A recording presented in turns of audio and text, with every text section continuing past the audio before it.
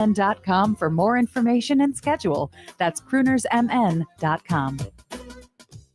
Minnesota, come with me as we spend the next 4 years screaming, what now? It's the Matt McNeil Show on AM 950 from 3 to 5 p.m. weekday afternoons. It'll be a hoot watching all the MAGA Republicans slowly come to the realization that they voted for their own pain and suffering. It won't make our pain any better, but at least we can bask in the glow of their internal 40-watt bulbs as they slowly turn up the dimmer switch in their noggins. We'll scream, told you so. They'll scream, eggs! In the Twin Cities of Minnesota, 3 to 5 p.m. weekdays. It's the Matt McNeil Show right here on AM 950, the progressive voice of Minnesota. With your AM 950 weather, I'm Brett Johnson. Look for sunny skies today with a high near 54, tonight clear with a low around 34, and Wednesday sunny with a high near 62. Natural Lawn has been delivering beautiful weed-free lawns for over 30 years with environmentally friendly organic-based treatments. Their proprietary fertilizer blends and expert soil testing mean healthier grass with fewer chemicals, safer for your family and the planet, with no contracts and guaranteed results. Let your lawn thrive at naturallawn.com. Portions of the following program may be pre-recorded.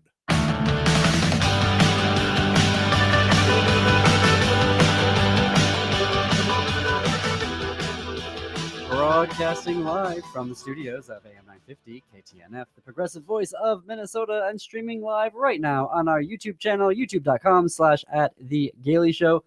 Welcome to the Gaily Show. We're back. I'm your host, John Parker, executive producer, Jim Pounds. Hey, all. Where have you been? Where have we been? Oh, where have we been? In the control room, Patrick. Hey, Patrick. Oh, yeah, we've been here all along. It was That's you right. guys who were off in I the realized wild that. yonder. After I said it. Yeah. The wild yonder of New York. Hey, Patrick, thank you and Ellie yesterday for your work and keeping the ship sailing. Thank you, Ellie. Yeah, so Ellie, great show yesterday. Ellie Krug, the host of The Legal Trans Woman, which airs here on AM 950 on Saturdays at 4 p.m. Guest hosted for us. It was just a great episode, great interview. If you haven't heard yesterday's episode, the interview that Ellie had talking about an election in Missouri where it was a nonpartisan election, but the city council flipped essentially from a bunch of nonsense council people to some good, solid pro-LGBTQ now council members. So it was a really great interview, and always just really love hearing Ellie's wisdom and breaking down the issues and what is happening. In the second half of the hour, she did that for us, and it was really lovely. So Ellie, we will definitely love to have you back here on the Gaily Show.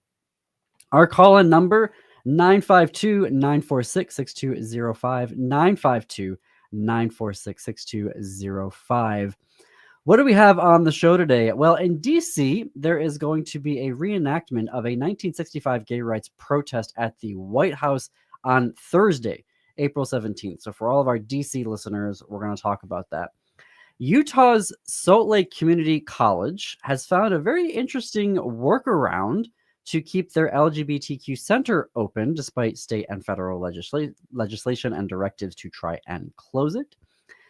Speaking of schools, there is a Indiana mom who is charged with bringing a gun into a school to threaten the teacher, who has a wife, for quote-unquote indoctrinating her child.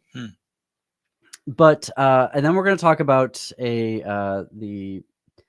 what's happening with the U.S. deporting Venezuelans, particularly one case that we haven't talked about here. And so I'm going to kind of break it down, reporting this happened, but give you all a very comprehensive view of what is happening in a particular case with an asylee who was gay and was deported to the El Salvadoran concentration camp. But first, I want to remind folks about a issue that we covered last week. The Minnesota LGBTQ Council has a community needs survey that they are currently running. It's on my to-do list to do this week. We were in New York, obviously, last week. Jim and I were going to talk about what we did in New York, some fun reviews of things for folks if you're going to be in the New York City area over the next couple of months. But so I didn't get to sort of talk more about this community needs survey and also to take the survey, which I'm going to do this week. But the survey, so it's MNQT. So it's the official Council on LGBTQIA Two-Spirit plus Minnesotans. And the survey is a comprehensive community needs assessment, and which includes it's statewide. It's an opportunity for queer individuals 18 and older, as well as parents of queer youth, to share their experiences, to share the challenges and their priorities to help make Minnesota an equitable place for all. I started to take it, and then now I've lost it. I have to find it again. But I have But we started. will be doing it this Yeah, week. right. We will be doing our job for democracy. Yep. And if you want to take that comprehensive survey, which we ask you to do, then you can go to mn.gov/LGBTQIA2, the number 2S. We encourage you to participate in your democracy and to shape what is going to happen in terms of advocacy and policy and programming from the state for the LGBTQ community. So that website again, mn.gov/LGBTQIA2S. It's really great because it gets into a lot of detail that'll give us data. Make a cup of tea, have some coffee, make a chai latte, sit down. It takes about 20-25 minutes. Yeah. Depending on how you take it, 30 minutes, but just sit down, enjoy it. Take the time to yourself. This can be a form of self-care, put some nice relaxing music on, have your chai tea. That's exactly how I'm going to do it. But yeah. Time well spent. Time well spent. We will include the link in our show notes. So if you're on YouTube, if you go to our website, today's date, April 15th, or if you are listening on Apple Podcasts, Spotify, etc., you can find that link in our show notes. We will put it there. Okay. So let's talk about this particular case, because obviously deportations to the El Salvadoran concentration camp very much in the news right now after the Supreme Court on Monday voted 9-0. So Trump's court, he put 3 of those people on there. They voted against him unanimously, telling him that he has to return an individual that they admitted was an error. They shouldn't have sent him there, but they are now ignoring that court ruling. But one that I want to flag for here, because there's a Midwestern connection to this story, and it's the case of André Hernandez Romero from Venezuela. Tried to cross the border illegally, was caught, sent back, and so began the process of, saying, well, what is, they're trying to claim asylum here in the United States. That's important. On the basis of being part of the LGBTQ community. Now, of note, people are like, oh, well, here we go. This person was, trying to cross the border illegally. There's a reason why he was trying to get across. And according to his lawyers, he was being pursued. Right. By gangs in Venezuela. Right. And so once he was returned to Mexico, found his way to San Diego to try to begin the process of, so this was a person who was being pursued by unsavory characters in Venezuela. Who would have killed him? He is a gay makeup artist named André Hernandez Romero. The Midwestern connection. So when he was in San Diego, a former Wisconsin police sergeant who was fired for misconduct is the one who basically made all of this happen. His name, Charles Cross Jr., fired in 2012 from the Milwaukee Police Department after, fun fact, crashing his car into a home. Yeah, you heard that right. Was the one who did the intake form, I guess, or the interview, the evaluation of Hernandez. And there's a whole list of things that the individual has to be evaluated on. One of which includes tattoos. Now, I'm looking here at reporting from the USA Today. This guy, Charles Cross Jr., signed the report, was so bad at his job in Milwaukee that basically it's eroding his credibility to be even doing the job that he's doing right now. Not only did he drive his car into a family's home while intoxicated, he tried to appeal the decision but resigned in the process. Was also being investigated for claiming overtime that he hadn't earned, and was also on the Milwaukee County Brady list, which is a compilation of law enforcement officers deemed by county prosecutors to have credibility problems. He is now an employee of Core Civic, which runs the immigration detention centers for ICE. His name is typed investigator on the form that implicated Hernandez, who is a gay makeup artist. Gonna just keep putting that on there. Cross is 62 years old. And here's part of the problem is that it's private contractors, not federal agents, who are determining whether a migrant is actually a member of a criminal gang. It is unclear, according to USA Today, if Hernandez was also evaluated by other federal agents or if it was just Core Civic employees. So we don't know if there was corroborating evidence. They will not give us any additional information, the media, about this. They claim that the department said that we go well beyond just gang affiliate tattoos and social media to determine, but we are not going to share intelligence reports because that would undermine national security. Yeah, right. So he was one of 200 Hernandez migrants, majority of them Venezuelan, who were flown to the concentration camp, also known as the Terrorism Confinement Center, in March. He was sent there under the Alien Enemies Act from 1798. He passed an initial credible fear interview with a federal agent who said that, yes, he most likely is being persecuted for being gay in Venezuela, but then was questioned about his tattoos, which were a crown. And it is a crown on either wrist with the words dad and mom next to them. Apparently, they claimed that was enough to link him to the Tren de Aragua gang in Venezuela. Hernandez said he's not part of the group. Now, on this form, there are a variety of things that the individual is assessed on, including group photos, allegiance, and all of them were zeros. Like this Cross individual said, no, there's no evidence of any of these other things, but it's only the tattoos that make him a suspect. And that apparently was enough to deport him to Venezuela. Now, interestingly, even ICE and DHS say that in previous evaluations that tattoos are not the way to determine if someone is actually part of this gang.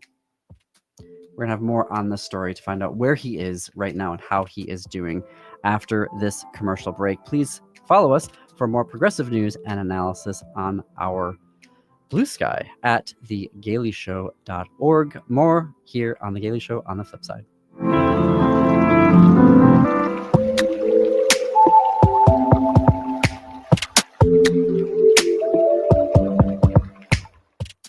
Hi, I'm Philip Anthony, host of the Downright Upright Show, airing right here on AM 950 Radio, Saturdays at 5 p.m.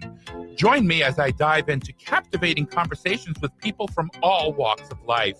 As a proud member of the LGBTQ community, I celebrate diversity and beyond with unique stories that make us fantabulous. Please join me every Saturday at 5 p.m. or wherever you listen to podcasts. Greg Bakken here. I've told you about the out-of-the-world roast beef sandwiches at Maverick's Real Roast Beef, but I haven't told you about their Philly steak sandwiches, turkey bacon avocado sandwich, BLT, crispy chicken, fish sandwiches, brisket, or pulled pork. Okay, you get the idea. They make a lot of delicious food to the same standard as their famous roast beef sandwiches, and now I'm starving. I'm going to go to Maverick's Real Roast Beef off Lexington and Roseville, and you need to go too. Check out their menu at mavericksbeef.com. Hello, everyone. I am Becky McNatt, along with Tara Martini, hosts of Feels Out Loud, brought to you by Becoming Together Therapy and Wellness. This Sunday, tune in as we process through what active listening is and how it can be used to form connection. If you have a question about active listening, visit our website at www.becomingtogethermn.com to find the Feels Out Loud page. We may share your questions on the show, so join us at 9 a.m. to live and share mental health together.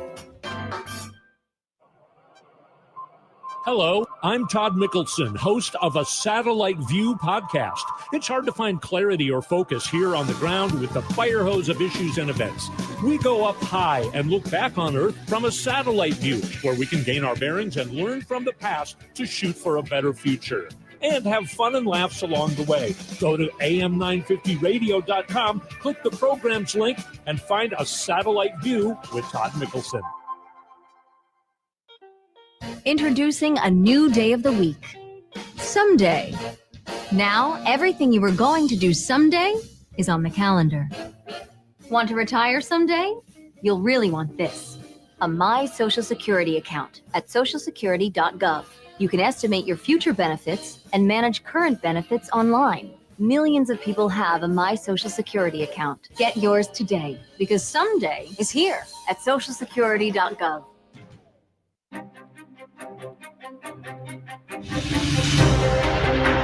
Did you know Ghostbox Radio with Greg Bakken airs 5 nights a week at 10 p.m.?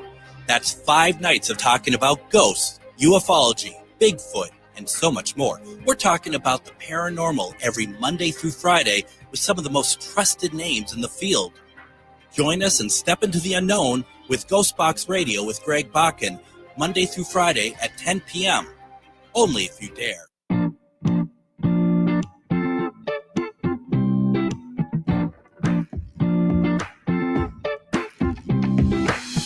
Welcome back to the Gaily Show. I am your host, John Parker. It is 21 minutes past the hour. Our call-in number 952-946-6205, 952-946-6205.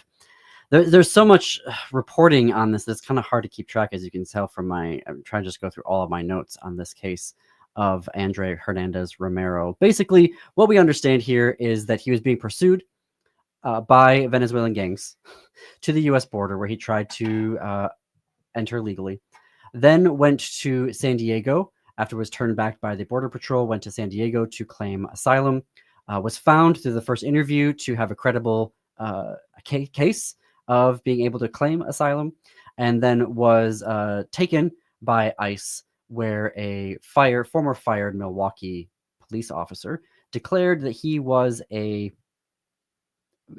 gang member based off of tattoos, nothing else. Everything else on the form that he was supposed to evaluate for, he said, no, there's no evidence of all these other things. There's just the tattoos, which were a crown on each of his wrists and the name Mom and Dad on that. And that was enough to have him deported to a concentration camp in El Salvador with 200 others this past March. The Advocate reporting that photojournalist Philip Halsinger saw him at the Terrorism Confinement Center and said that they all 200, when they came in, were had their heads shaved. Hernandez was slapped every time he would speak up. He was praying and calling out, literally crying out for his mother, according to Halsinger, and an interview for 60 Minutes overtime. Stripped of hair and clothes. He said that it's like your life just ceased to exist. You're just a person in white clothes now. And he observed the prisoners and was taking photos. He said he just had a sense of watching people disappear. The Immigrant Defenders Law Center in San Diego is taking up the fight to try and get him back from El Salvador here. They are filing a lawsuit. They filed it in San Diego to get him to come back here. We'll continue to follow the story to see. I think there are folks who feel like he may not even still be alive. And we are just hoping that he is. Can't obviously verify whether he is or isn't while he's in that concentration camp, but we will be following the story. Speaking of folks who are, real quick here, Jen, before you jump in here, speaking of, so the individual last week, Abrego Garcia, who was deported, and the Trump administration said, yeah, we made a mistake. He's been deported, but we're not going to do anything to bring him back, despite the Supreme Court ruling against Trump 9-0 to bring him back. Now, Democratic Senator Chris Van Hollen from Maryland has written to the El Salvadoran government and said, return Abrego Garcia immediately. Otherwise, I'm coming down there to bring him back myself. In the letter, Van Hollen wrote, if Kilmar is not home by midweek, I plan to travel to El Salvador this week to check on his condition and discuss his release. Yeah, if you've read anything about this facility, it's not a prison. It's a place where the people who are sent there never leave. So it is a death camp, whether you say they're killed quickly, whether they're killed over time, or whether they die over time. It is a death camp. So I think it's wrong to call it a prison. And the fact that a concentration camp, the fact that he's been sent there incompetently, which is what you would expect from this administration, and the fact that they can't get him back also incompetently and cowardly, in my opinion, it suggests to many people, and I'm one of them, that he is already dead and that they can't do anything. They can't produce him. They can't even do what the Supreme Court has told them to do, because they killed him when they sent him there. They murdered him when they sent him there mistakenly. So they've killed all those people, and that's a different conversation whether anybody else deserved to die, but he certainly did not, beyond question. Well, it calls into question if these are the people that they are hiring, CoreCivic, right, fired police officers who fired because they literally could not do their jobs as investigators. Right. You're now using to assess people based off of whether or not they should have asylum here in the United States. It's broken down drunks, which is the specialty of the Trump administration. So we'll keep following that story to see what is coming of it. We'll keep you tuned here.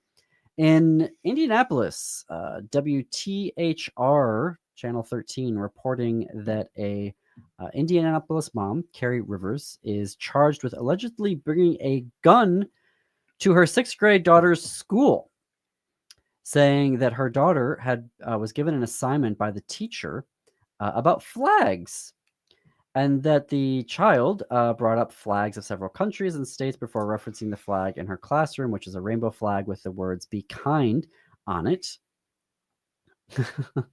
The parent, Rivers, withdrew her daughter from the school on April 9th, but still went to the school to complain, which is when the school officials noticed that she was carrying a gun.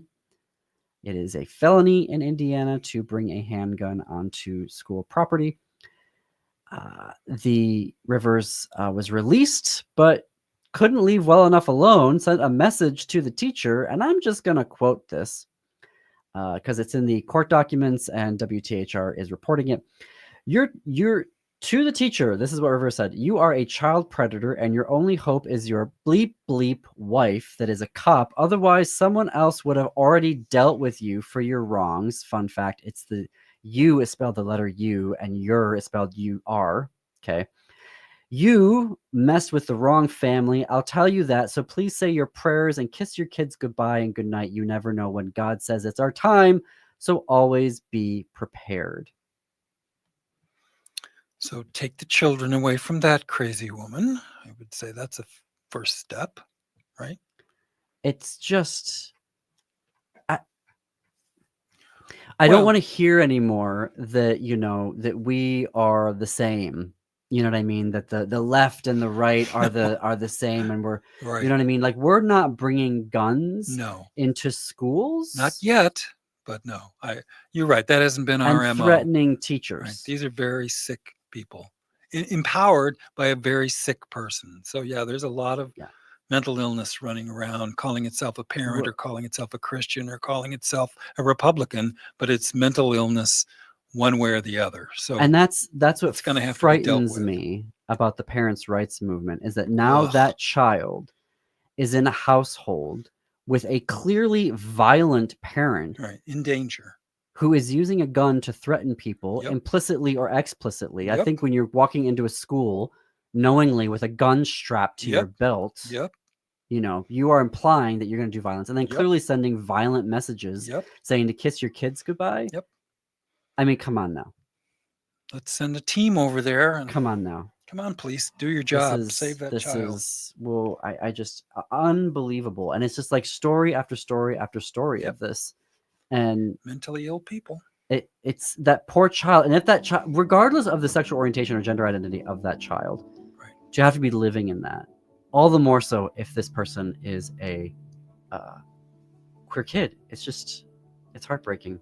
We are going to take a break here, talk about some more upbeat things. We have good news to report for real. Just keep it tuned here to The Gaily Show.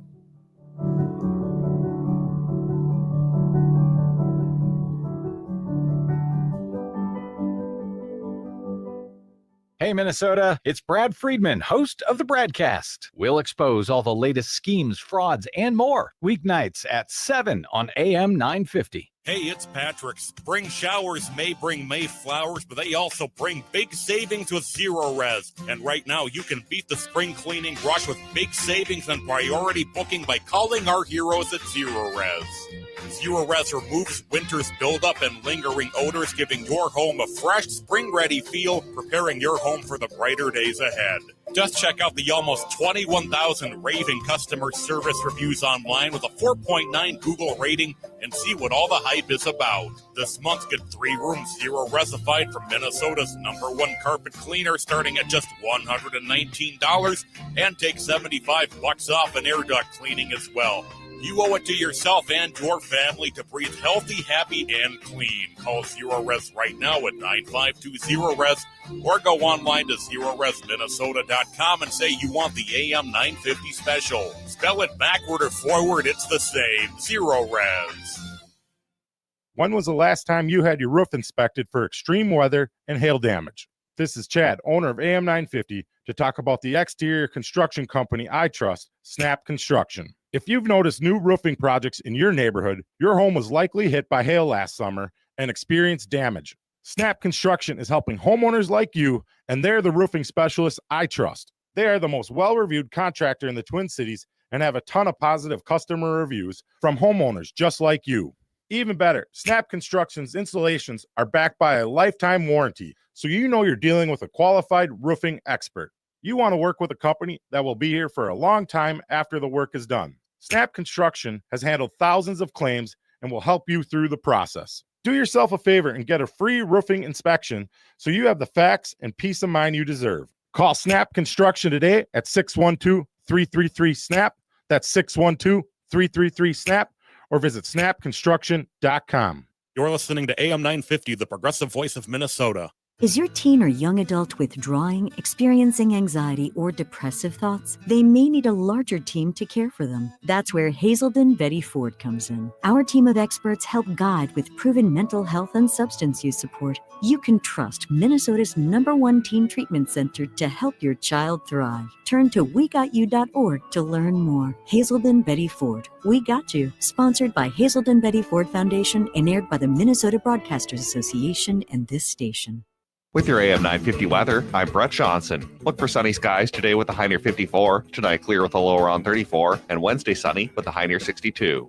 Experience the comfort of Nightingale, your neighborhood bar and restaurant. Enjoy American classics like the famous Nightingale Burger, Ginger Tamari Chicken Wings, and Duck Pastrami Reuben. Open daily 5 p.m. to 1 a.m. with their full menu served until midnight. Takeout also available at nightingalempls.com.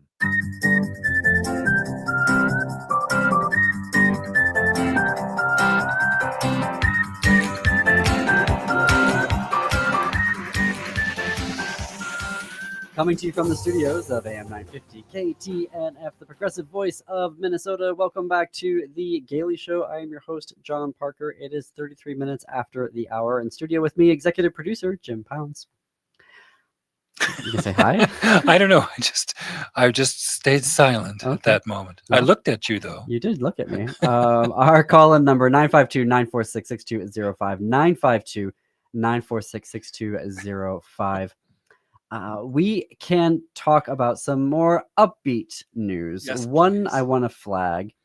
Upbeat in the sense that not, what's the Pippi Longstocking, rah, rah, rah. But this is more along the lines of upbeat in the sense of people who are taking action that is either historically informed or a victory. So first I want to talk about being historically informed. The DC Rainbow History Project this Thursday, April 17th at 4 p.m. Eastern is going to do a reenactment of the 1965 protest that was organized by gay rights pioneers Frank Kameny and Lily Vincenz on behalf of the Mattachine Society of Washington, D.C. So you are welcome to go there. Check out the DC Rainbow History Project website. The event is April 17th at 4 p.m. It'll be on the sidewalk in front of the White House. Interestingly, the only person still alive, LGBTQ rights advocate, the last known survivor of the original 1965 White House gay rights protest, Paul Kunstler, is expected to be there and carrying the sign that is either the same or similar to the one that he carried in 1965. So I think that there is a lot that we can learn. Dr. Kameny was the very first individual who argued a case before the Supreme Court. His lawyers did. It was about him. He was fired for being gay from the federal workforce due to an executive order signed by President Eisenhower. Does all this sound familiar? His case was the first to go to the Supreme Court, and he lost that case, unfortunately. But he was a pioneer. Lily Vincenz was also a pioneer, Mattachine Society of Washington pioneers. So there's a lot that we can learn here. So this reenactment, I think, it is more than symbolic. It is about learning of how folks got the rights that we got over the past 40 years and how we can learn the lessons from them again. This next series, as a former person who worked at community colleges, 3 of them, absolutely love community colleges, and they can be so innovative. And the Salt Lake Community College points for being innovative. They have found a way to keep their LGBTQ center open, even though community colleges and universities across the country have been shutting down their LGBTQ centers. So the director, Peter Moosman, was hired in 2019 to open up a gender and sexuality student resource center at Salt Lake Community College. This is according to LGBTQ Nation. Then there was the Utah State Legislature passed HB 261 that prohibited state-funded colleges from, quote, discriminatory practices that favored certain identity populations over others. And then, of course, the U.S. Department of Education sending out a letter saying that they will end federal funding to any school with any type of DEI programming. So Moosman spoke to LGBTQ Nation, not as a representative of the college. I want to note that. They made a big deal about that in the article. I want to note that as a private individual, not as a representative of the college. But he told the news outlet that by having programming or spaces or things that were exclusive to a certain identity group, it was considered discriminatory. Our center, however, never excluded anyone from any programming, any services, any resources. We were not checking IDs at the door. We had straight students coming in and getting resources. We had cisgender students coming in and getting resources. So we were never engaged in the discriminatory practices outlined in HB 261. The kicker here is that Moosman found a loophole. The laws prohibit any activities that teach that, quote, an individual's personal identity characteristics are inherently privileged or oppressed or oppressive, or that socio-political rather structures are inherently a series of power relationships. I mean, first of all, the First Right Amendment violation that is. Anyway, what Moosman discovered, though, is that we can talk about, he said, about how communities are thriving. We can celebrate achievements. We just can't say that queer people are oppressed and need to be recognized. It's a semantics game. He says that's challenging and frustrating. So whereas the center used to provide LGBTQ 101 programming, now they do presentations on how gender and sexuality have been expressed in nature, history, culture, championing positive events that have happened, within the communities, within both female communities, within LGBTQ communities, within BIPOC communities. And so it is just really fantastic that Salt Lake Community College has found a way to keep their LGBTQ center open. And I would encourage administrators at other community colleges that are facing a similar situation to look at what SLCC is doing, because this is a really great way, using the semantics, finding the loophole, to keep your LGBTQ centers open and not closing them, a la, Harvard University being the first university to finally stand up and tell the Trump administration, heck no, we won't go and do what you want us to do. All right. Well, what Jim really wanted to talk about today, which is we just got back from about a week in New York City. Last Thursday, we were doing an event in partnership with the Brooklyn Public Library around our show, This Queer Book Saved My Life.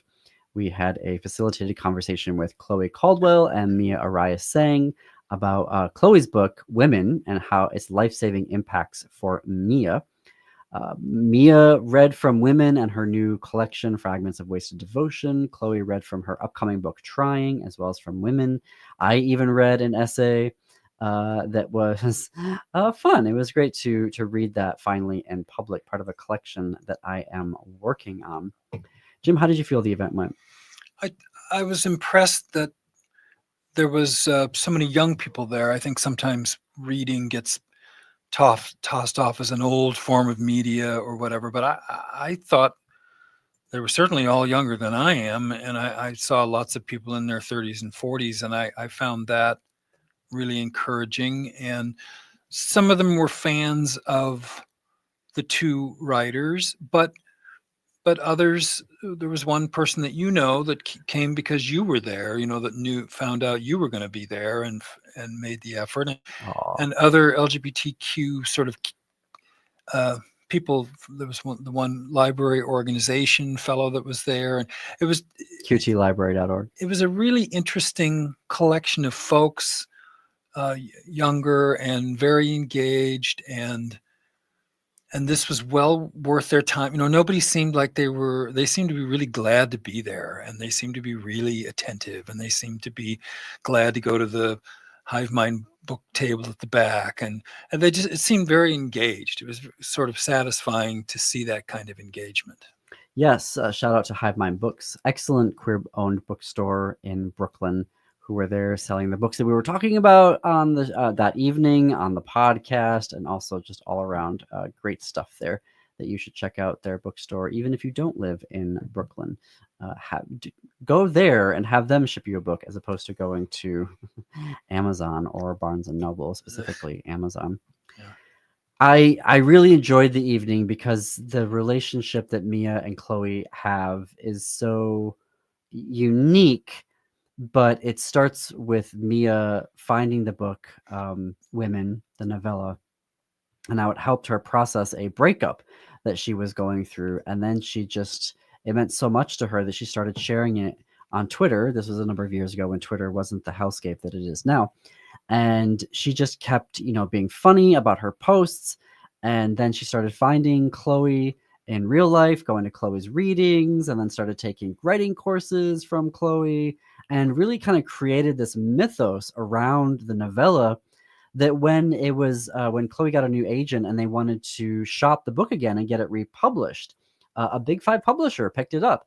And part of what they were able to point to was all of the advocacy and PR that Mia had been doing, free of charge, because she absolutely loved the book and really wasn't connected to Chloe in that regard.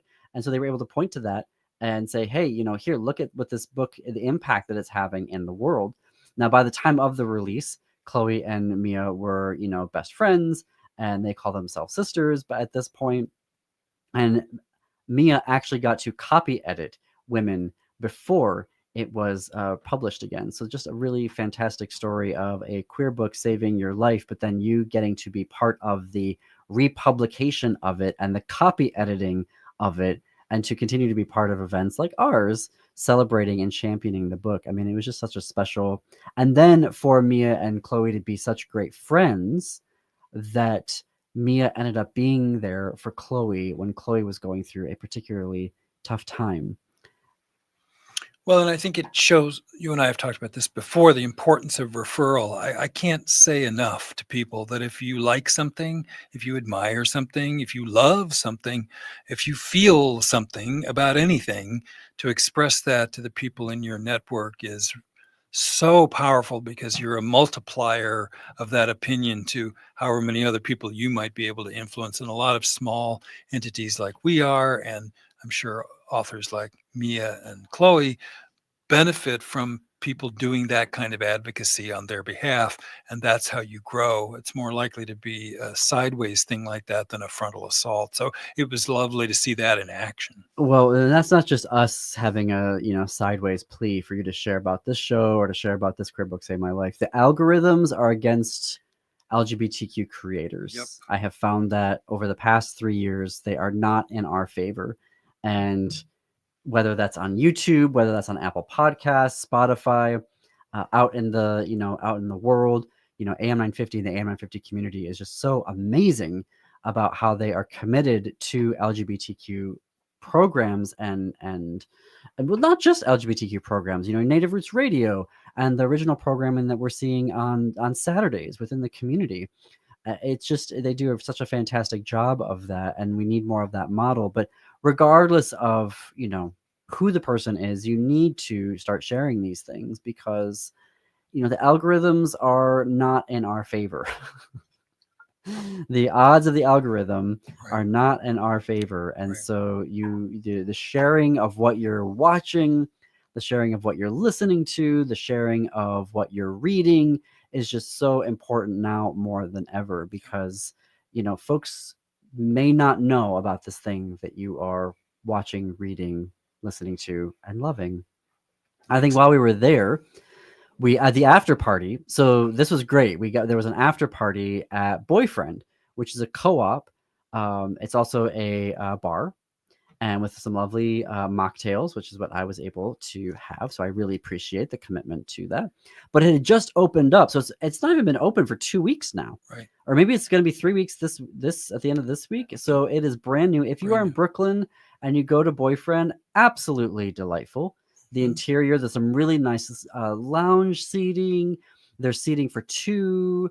There's a big open area in the back where you can sit down with like a group, which is what we were doing. There's also couches back there. The menu is fantastic. The drinks menu is fantastic. All sorts of different options for you, from, again, cocktails, wine, beer, mocktails for those of us who are NA. It was a really special, and they were also very good about, we came in sort of last minute, like a day or two before, because we had to switch venues for our after party, and they were like, yeah, let's do this. Let's make this happen. And they were so great when we got there about finding tables and extra chairs. So if you are in the Brooklyn area, on DeKalb, near that DeKalb area neighborhood, on the M line, I learned that too. I'm starting to learn my trains. Wow. In New York City, the M line.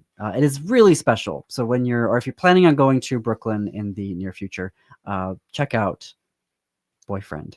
Really fantastic. We are going to take a break here. We're going to talk about a show that we saw in New York that will be playing through May 11th. So if you're planning on going to New York and you're going to be there by May 11th, there is a show that you need to go and see, even if it means camping out to hope that there are tickets available to see it. Stay tuned. More to come on The Gaily Show.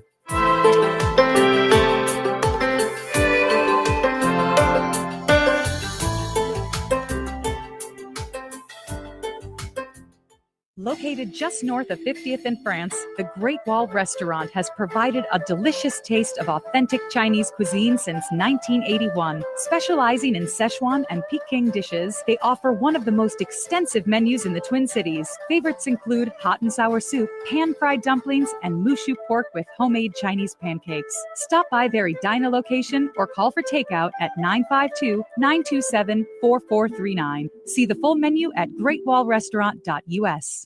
Hi, this is Laura. Listen to Food Freedom Radio every Saturday at 8 a.m. or anytime via podcast.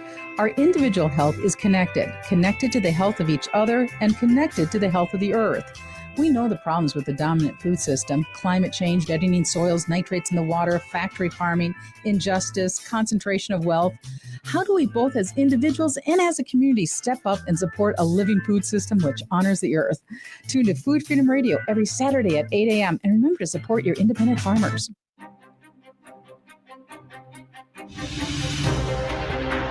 Did you know Ghostbox Radio with Greg Bakken airs 5 nights a week at 10 p.m.? That's 5 nights of talking about ghosts, ufology, Bigfoot, and so much more. We're talking about the paranormal every Monday through Friday with some of the most trusted names in the field. Join us and step into the unknown with Ghostbox Radio with Greg Bakken, Monday through Friday at 10 p.m. Only if you dare. Hey, it's Tom. Even though I don't live in Minnesota, I've spent enough time there to know how quickly the weather can change. One day it's sunny and the next you're preparing for severe weather. That's where solar plus battery storage from All Energy Solar comes in. With this power-saving combination, you'll gain energy independence and stay connected through blackouts, emergencies, or extreme weather. Solar plus battery storage is perfect for rural areas where power outages are more common, or for anyone tired of worrying about rolling blackouts. And with plenty of incentives still available, All Energy Solar will work with you to make sure you get the most savings possible. For over 15 years, All Energy Solar has been a trusted partner in helping Minnesotans move to affordable, renewable energy. They offer the best battery technology and their own licensed electricians and contractors to ensure top quality installation. So stop paying the utility company and start generating and saving your own power. Get a free consultation today at allenergysolar.com. Hi, I'm Bruce Klopfle. Join me every Sunday at 5 p.m. for Politics Matters. We'll talk about how civics, politics, and law affect you by highlighting a different topic each week. On this week's show, I interview State Senator Lindsay Port, who represents District 55. We'll discuss why she ran for office, some of the challenges of working in a nearly tied Senate, and some of the affordable housing bills she is dealing with as chair of the Senate Housing Committee. Tune in Sundays at 5 p.m. for Politics Matters with Bruce Klopfle to discover why government and civics matter.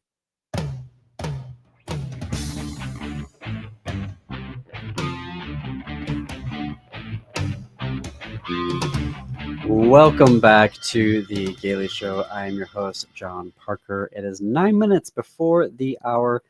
Jim and I are talking about a show now that we saw in New York. It was at the Lucille Lortel Theater in the West Village, formerly the LGBTQ Mecca in New York. And that show is Vanya, starring Andrew Scott. Now, longtime listeners of the Gaily Show will know that I am absolutely indebted to Andrew Scott for his performance in All of Us Strangers, which is going to be with me for the rest of my life. A film that definitely top 3 in terms of impact on who I am as a queer person. We actually awarded Andrew Scott Best Actor at the Gaily Show Awards last December. And so in this show, it is a one-person show, an adaptation of Uncle Vanya, but Andrew Scott plays all 8 characters. And at first you think, oh, this is a gimmick, like really, but it's actually ends up being very fascinating watching him move between these various people, their wants, their desires.